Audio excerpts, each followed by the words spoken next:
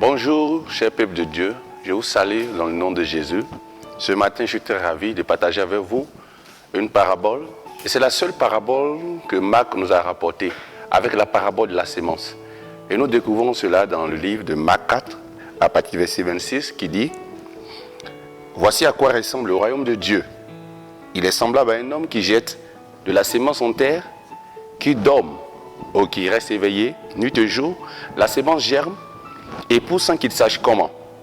En effet, d'elle-même, la terre produit d'abord l'herbe, puis l'épi, enfin le grain, tout formé dans l'épi.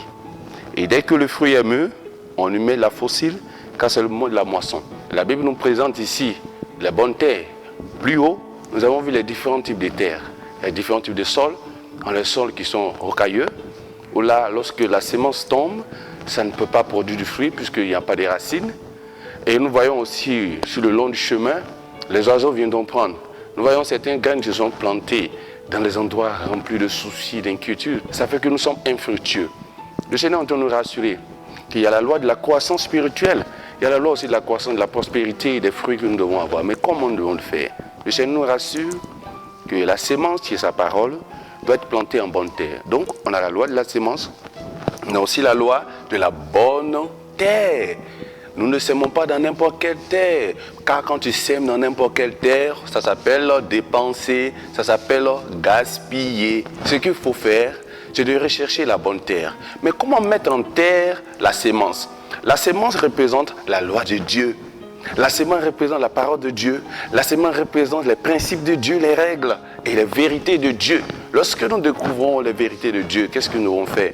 Nous devons les mettre en terre. Mettre en terre, c'est là, c'est simplement, je voulais dire la soumission, et je voulais vous dire que c'est l'obéissance.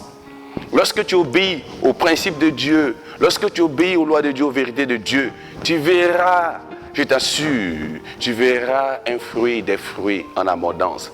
Parce que il y a des lois que Dieu a déjà instruit à la graine qui lui permet naturellement de pouvoir se reproduire. Donc on a une autre loi qui est la loi de la reproduction. Nous nous reproduisons selon notre espèce. Et donc si je veux voir ma vie conforme aux promesses de Dieu, alors je dois simplement planter dans ma vie les lois de Dieu par mon obéissance.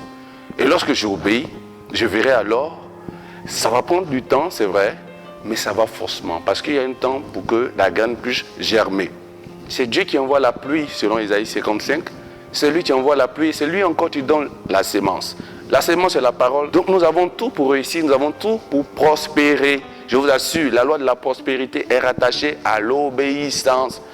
Et donc moi, j'ai décidé tout simplement, pour que je sois prospère, de mettre en terre dans ma vie, de planter dans ma vie les lois de Dieu, les principes de Dieu. Lorsque la graine est plantée, elle peut se reproduire et elle grandit. Il y a la loi aussi de la maturité. Il faut d'abord mûrir avant qu'on puisse cueillir.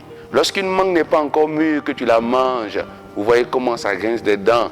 Et donc, il y a la loi de la maturité. Dieu respecte ses principes.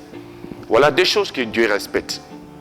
Première chose, ses lois, ses principes, ses règles.